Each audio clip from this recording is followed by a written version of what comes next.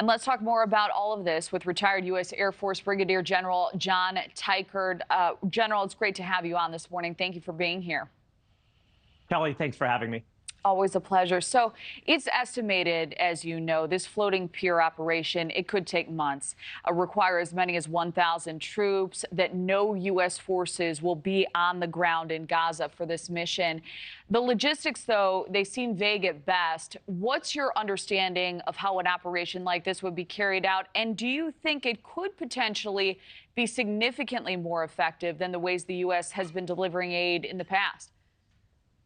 Kelly, as you mentioned, it is going to take weeks, maybe a couple months, to establish this floating pier capability to its full operational capability. But I do suspect that some of the aid will be able to be delivered through that pier in the next couple of weeks or so.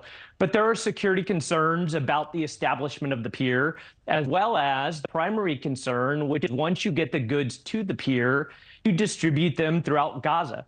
Part of the reason we haven't seen more aid flow through some of those land bridges is because it is very difficult in a very contentious, war-torn environment to distribute that type of aid. And so while this pier is going to be a great assistance to the Palestinians, ultimately, some of those logistical concerns, especially security in and out of the pier and distribution of the aid, still needs to be worked out.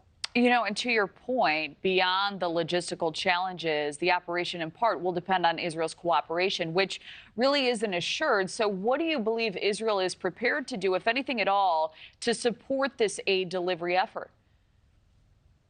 Kelly, it was already mentioned by Robert previously that Israel supports this type of aid.